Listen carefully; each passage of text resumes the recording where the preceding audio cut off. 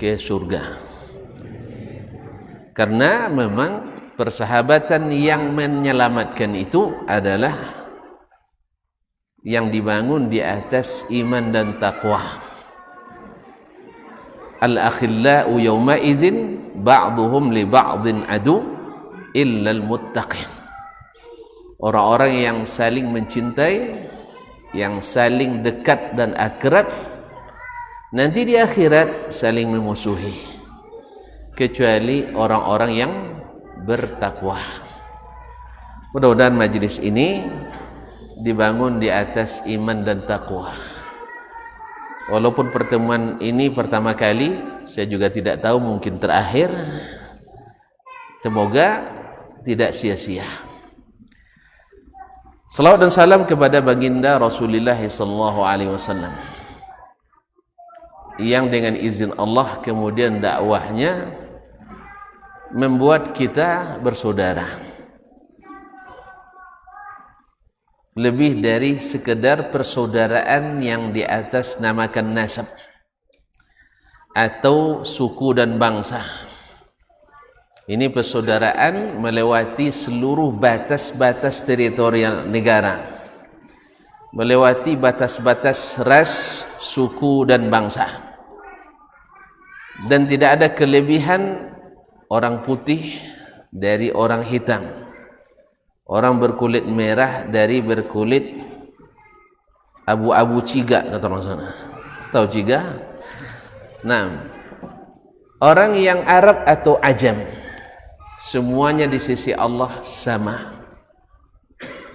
Ka'asnanil musht sawasiyah illa bittaqwa, kecuali dengan ketakwaan.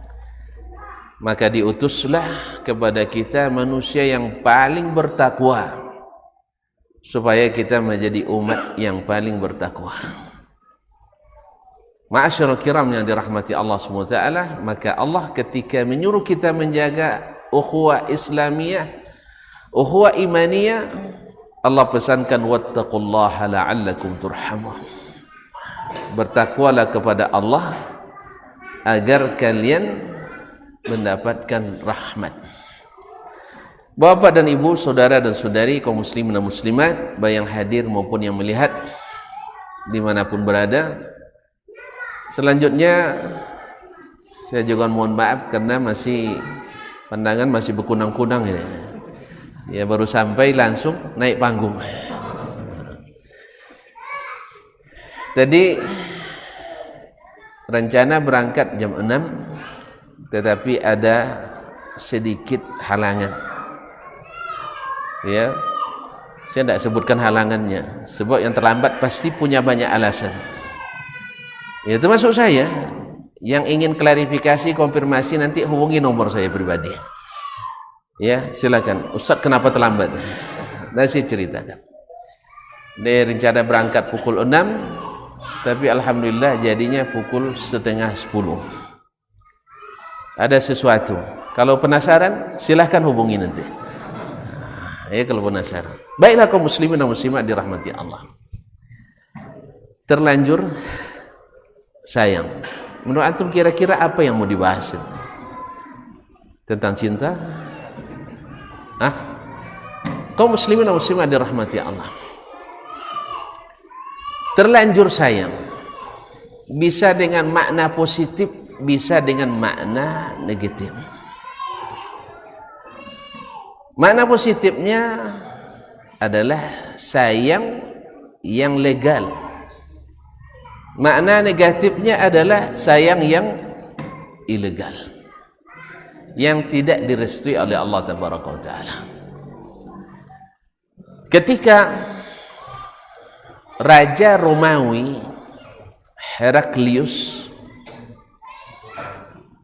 yang pada saat itu menjadi penguasa salah satu imperium terbesar, atau salah satu dari 2 imperium besar yang menguasai dunia pada waktu itu. Ada Rom, imperium Romawi, ada imperium Persia. Satu mewakili satu mewakili agama samawi karena masyarakatnya dan pemimpinnya beragama Kristen, bukan Kristen ya, Kristen. Yang satu mewakili agama ardi, agama bumi, yaitu Majusi. Yang satu menjadi menjadi pengikut agama yang dulu didakwahkan oleh Nabiullah Isa alaihissalam. Walaupun banyak yang mereka rubah atau tambah, yang membuat mereka mengada-ngada dalam agama, sehingga tidak sedikit kesesatan-kesesatan yang berlaku atas nama agama. Sehingga dalam menafsirkan ayat yang kita baca setiap rakaat salat kita,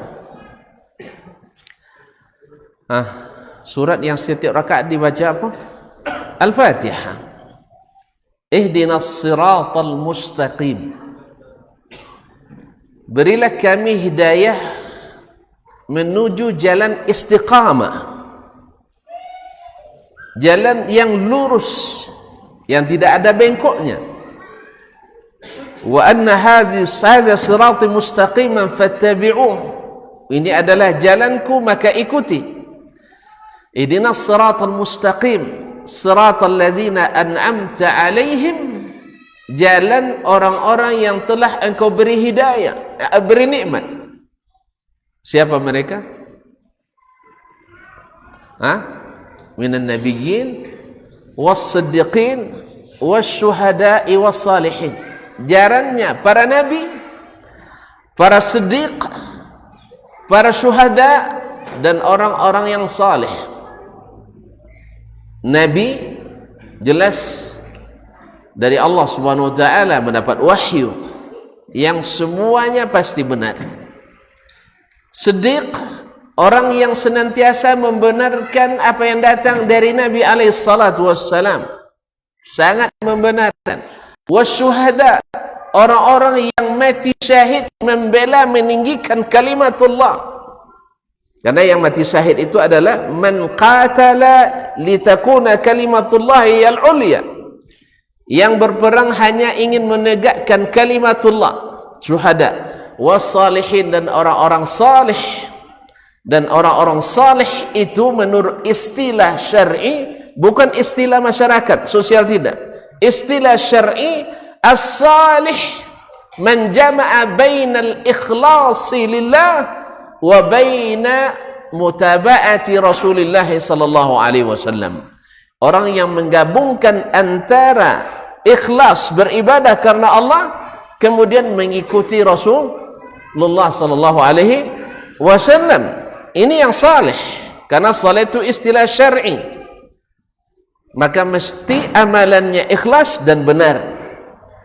Nah, inilah jalan istiqamah. Kemudian Allah melanjutkan ghairil maghdubi alaihim waladdallin, bukan jalan orang-orang yang engkau murkai. Para al-mufassirin al-muqaddaqaddimin, mereka menafsirkan itu dengan al-yahud, orang-orang Yahudi. Kalau orang sekarang tafsir kontemporer menafsirkan orang-orang berilmu tetapi tidak mengamalkan. Percaya apa enggak? Yang baca kitab percaya, yang enggak ya enggak lah. Yang ngaji percaya, yang enggak ngaji. Sama kita hari ini, yang ngaji percaya, yang tak ngaji. Mana dia percaya? Dia enggak tahu. Ya tak?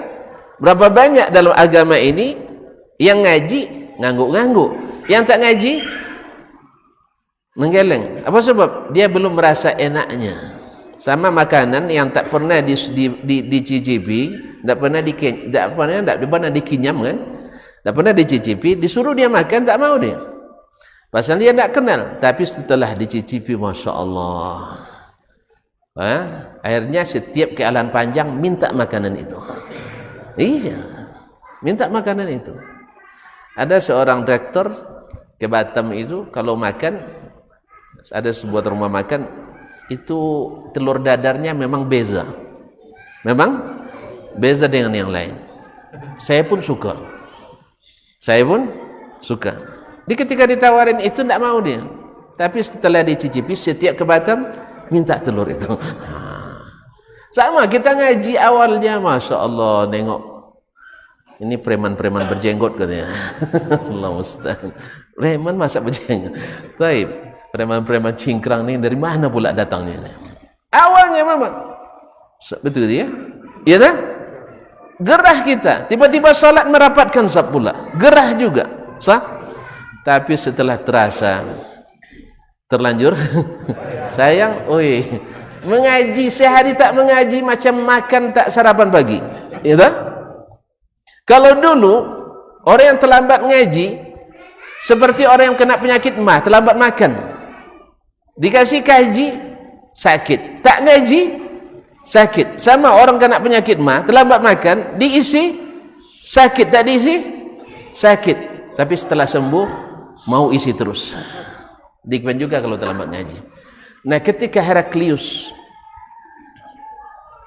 mendengar ada orang-orang dari Arab yang datang ke sana, tentu kalau tuan-tuan pergi sekarang bisnis sampai ke luar negeri, ini orang biasa atau orang besar? Saya ulang lagi. Ini orang Mekah ini pergi berdagang, ekspedisi dagang sampai ke Syam, ke Palestina sekarang, Baitul Maqdis. Ini orang biasa atau luar biasa ini? Iya, bukan merantau, enggak, ini pedagang, bisnis. Beza kalau orang yang merantau, iyalah payah hidup di kampung, melarat pergi merantau keluar lagi. Enggak, ini orang-orang pemodal pergi berdagang sampai ke dunia internasional. Ini namanya iya, bukan konglomerat, orang-orang kaya dari negeri Arab di bawah pimpinan Abu Sufyan. Dan dia selentingan dan mendapatkan berita bahwa di Arab diutus seorang rasul akhir zaman, dan dia tahu ilmunya karena Heraklius di samping dia raja kaisar Romawi, dia juga orang yang berilmu di agamanya. Maka dia tahu ciri-ciri Nabi alaihi salatu wassalam. Maka dipanggil orang itu, atau disuruh, maksudnya diperintahkan para tentaranya untuk menangkap para para pengusaha Arab itu. Sebagaimana banyak pengusaha Arab ditangkap luar negeri, ya. Kaum muslimin dan muslimat dirahmati Allah, ditangkap, bawa ke depan Heraklius, dihadirkan. Nah, ditanya, siapa pemimpin kalian? Saya, kata Abu Sufyan. Abu Sufyan, kamu duduk di sini. Melalui penterjemah, kamu duduk di depan, yang lain di belakang. Apa tujuannya? Supaya kalau ditanya kesaksian orang-orang ini, kalau nampak belala Abu Sufyan kan tidak berani mereka kan? Ya, anggukkan aja ya katanya kan, enggak. Ini enggak, pasti ada kode-kodenya. Enggak, disuruh membelakangi. Supaya mereka bebas untuk mengatakan Abu Sufyan jujur atau tidak jujur. Maka mulailah Heraklius menanyakan tentang Nabi Muhammad sallallahu alaihi wasallam. Detail dia tanya karena dia sudah dapat informasinya. Hal kana fikum dha nasab? Ini orang punya nasab tinggi atau nasab biasa-biasa saja? Maka dikatakan oleh Abu Sufyan, kana fina dha nasab, dia punya nasab tinggi. Maka Heraklius tahu, begitulah para rasul biasanya punya nasab, bukan orang nasab-nasab rendah, tidak. Taib, hal kana min ajdadihi malik? Ada enggak di antara datuk-datuknya dulu yang menjadi raja? Orang Arab kan tidak ada rajanya. Ya?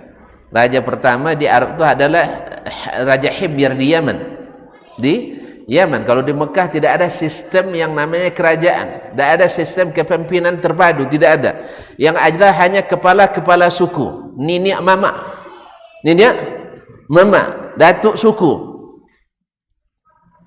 Kalau terlalu banyak datuk suku pemimpinnya, mudah disatukan atau payah? Payah. Makanya mereka mudah sekali tersulut peperangan. Untung mereka tinggal di tanah haram, dan untung ada bulan-bulan tidak. Nah, demikian juga raja. Kalau seandainya ada keluarganya yang jadi raja dulu, ini orang berdakwah untuk mengembalikan dinasti kerajaan keluarganya. Ditanya ini dan itu, diikuti oleh orang-orang pemimpinkah atau orang-orang lemah? Dijawab oleh Abu Sufyan. Setiap jawab Abu Sufyan ditanya ke yang sana, gimana? Benar apa salah? Tidak dengan suara kedengaran nanti, awas di jalan. Ya, awas di jalan. Akhirnya semuanya. Bahkan Abu Sufyan ketika ditanya suatu klausul yang sebenarnya kalau dia ingin berdusta, kan musuhi Nabi. Abu Sufyan belum masuk Islam waktu itu. Ma'asyiral kiram yang dirahmati Allah SWT, ketika ditanya, hal kana yaghdir, dia pernah tidak membatalkan sepihak perjanjian dengan kalian? Nah, Abu Sufyan dapat celah di sini.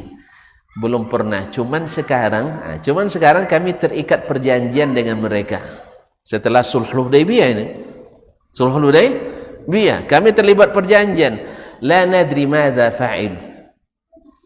Kami tidak tahu apa yang akan dia lakukan. Seolah-olah ini bahasa isyarat, mungkin saja dia akan mengkhianati perjanjian. Ma'asyiral kiram yang dirahmati Allah. Tapi Heraklius paham ini bahasa orang yang memusuhi. Maka Abu Heraklius mengatakan, memang tidak ada nabi yang mengkhianati perjanjian. Tidak ada. Nabi tak satu pun mengkhianati perjanjian. Kalau dia mengkhianati perjanjian, bukan nabi. Nah, setelah segala pertanyaan ditanyakan kepadanya, dan Abu Sufyan mencatat, dia meriwayatkan hadis ini kembali, andainya saya bukan karena takut pernah berbohong, saat itulah seharusnya saya berbohong. Saat itulah harusnya saya berbohong. Tetapi orang Arab itu, tuan-tuan kalau nak tahu, orang Arab dulu ya, bukan sekarang. Sekarang udah banyak belajar sama orang kita nih. Orang Arab itu aslinya, coba semboyan, apa semboyan mereka? Moto hidup mereka apa? Kalau orang Inggris kan, the time is money. The time is money. Apa makna money? Pitih. Masa uang. Iya. Waktu itu adalah pitih. Dan nampaknya itu diadopsi oleh orang kita, orang Minang nih. Kalau ditanya kemana, cari pitih. Jadi motonya kemana pergi cari pitih. Beda dengan orang Jawa. Orang Jawa enggak. Mau kemana mas? Cari kerja. Jadi kalau orang Jawa enggak perlu pitih, perlu kerja. Ini makanya kalau kumpul Minang dengan Jawa, Jawa tukang kerja, ikut tukang ambil pitih. Iya, terus wasyahidu min ahliha. Kaum muslimin dan muslimat dirahmati Allah. Jadi the time is money. Karena rakyatnya pantang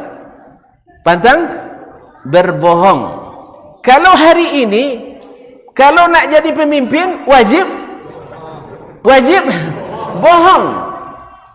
Sebab rakyatnya tukang bohong. Iya deh. Betul masalah. Makanya kita dapat pemimpin yang korupsi misalnya, kalau ada yang korupsi, tapi kabarnya di sini nggak ada. Dulu banyak juga. Nah, yang bilang, saya sudah berbaik sangka, tak ada. Di sini tak ada yang korupsi. Kalau tuan-tuan lihat nanti pemimpin korupsi, pemimpin cari keuntungan pribadi dan kroni, sebab rakyatnya memang juga suka korupsi. Sebelum kita pilih mereka sudah korupsi dulu. Datang partai A, kasih kaos, diambil. Janji dipilih, ya Pak. Datang partai B, bawa sarung langsung dipakai, bawa pula ke masjid. Ya, iya Pak, dipilih. Datang partai C, bawa sajadah masjid, diambil pada tolak, dibawa juga. Konsekuensinya jemaah milih dia, betul? Kan ada kasus di salah satu daerah, setelah tidak dipilih oleh orang masjid itu, dia cabut kembali sajadahnya. Ada, tidak usah tahu di mana ya, tidak usah tahu, banyak. Nah, dicabut kembali. Makanya rakyat lebih dulu korupsi, rakyat lebih dulu tidak jujur. Disogok kaos terima juga, sogok kaos kaki 10.000 pun diterima juga, kadang ada bekas pula. Allah musta'an. Yang penting ada gambar partainya. Ma'asyarul kiram dirahmati Allah. Nah, waktu itu jadi pemimpin haram hukumnya, walaupun mereka jahiliyah, untuk berbohong. Maka Abu Sufyan katakan, andainya bukan karena takut saya pernah dicatat berbohong dalam sejarah, saat itu saya berbohong. Kami butuh bantuan musuh untuk melumat Muhammad sallallahu alaihi wasallam dan para ininya. Tapi katanya saya tidak mungkin berbohong, karena menjadi pemimpin Arab waktu itu pantang berbohong. Jelas?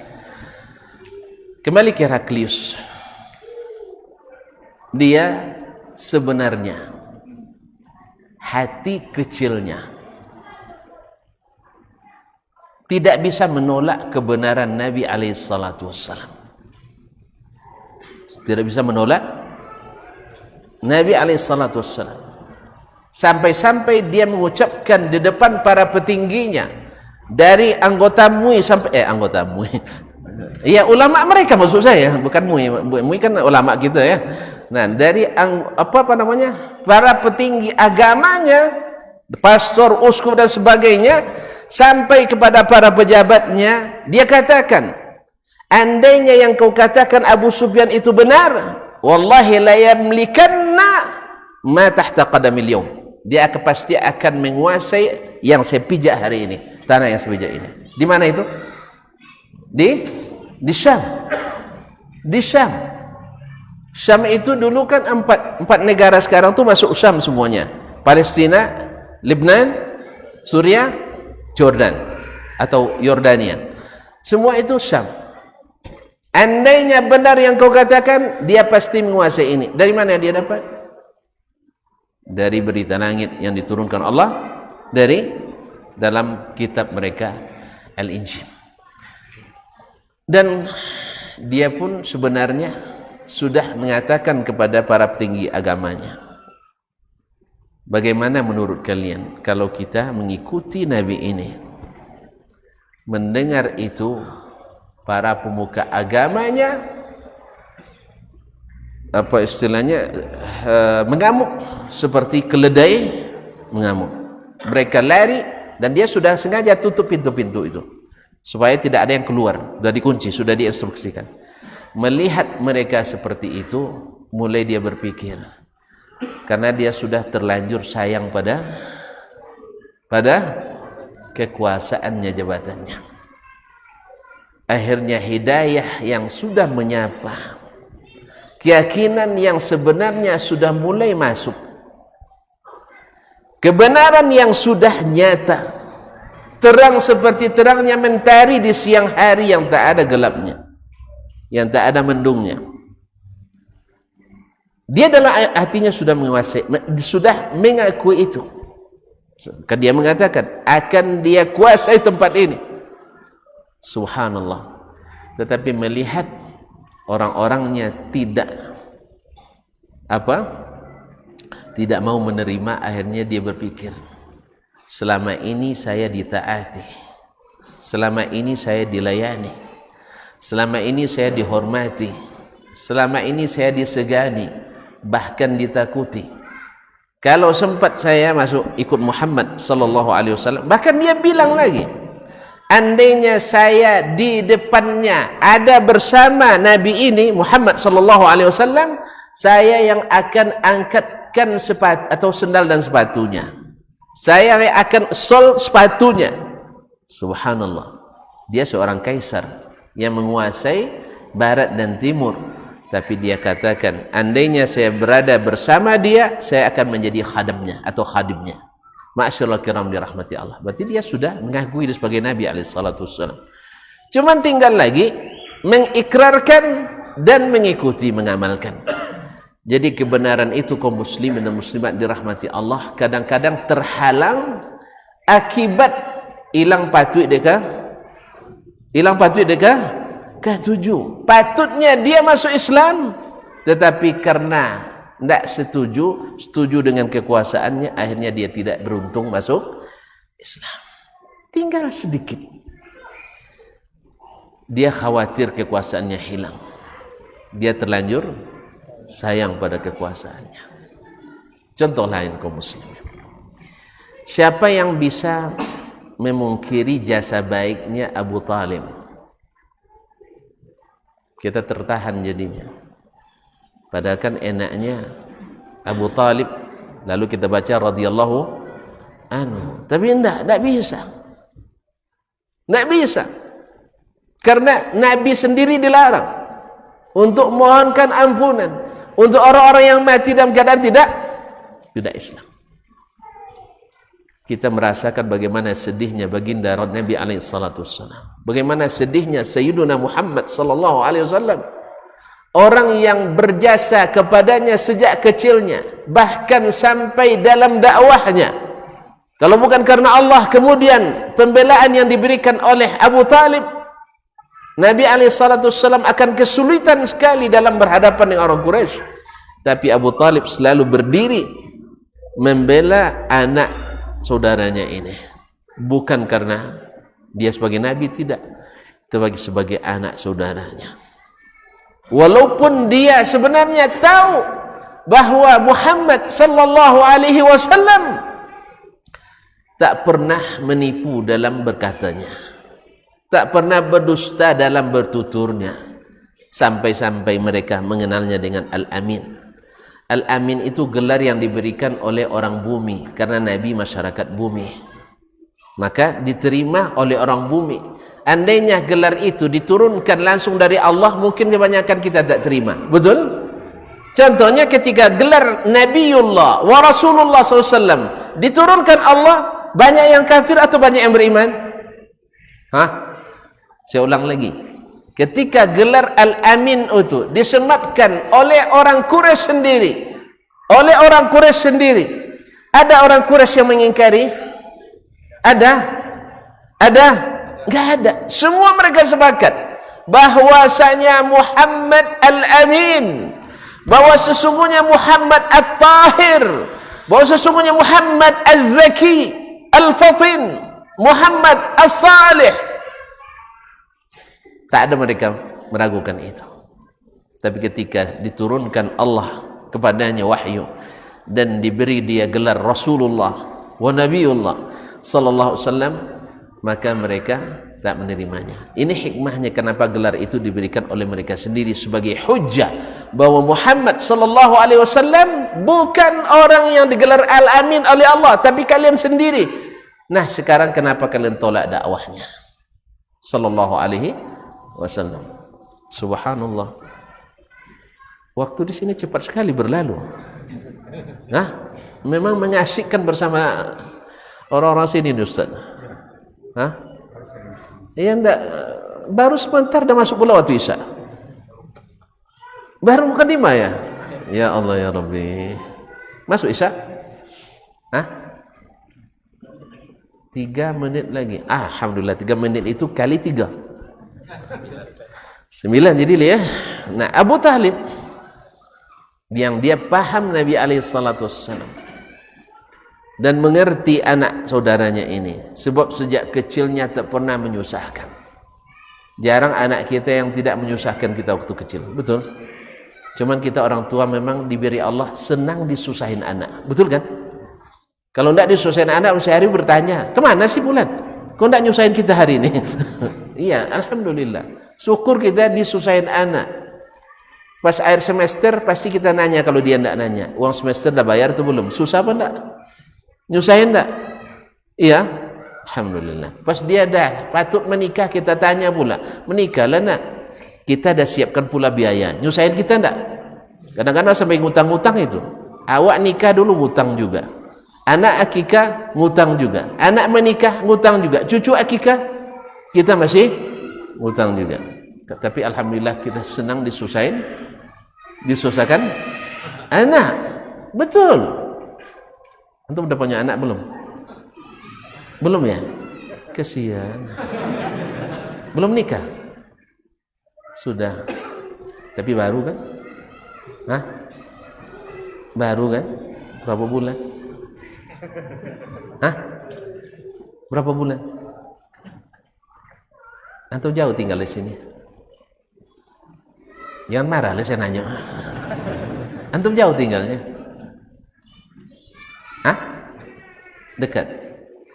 Berapa bensinnya ke sana? Cukup dengan duit ungu? Atau duit hijau? Atau abu-abu? Atau biru? Syekh? Hah? Mohon maaf ya. Saya mohon maaf saya buat antum bersedih jadinya. Baik, kaum muslimin dan muslimat dirahmati Allah. Itu belum itu. Ini jam digital selalu maju 3 menit. Tidak percaya tentu. 12.59. 19? Jam berapa tuh? Hah? Jam 19? 40? 40? Oh, berarti akur. Kalau gitu saya angkat tangan. Kita selesaikan dulu Abu Talib sebentar ya. Hah? Atau nantilah. Asal dengan syarat, jangan ingat-ingat dalam sholat ni.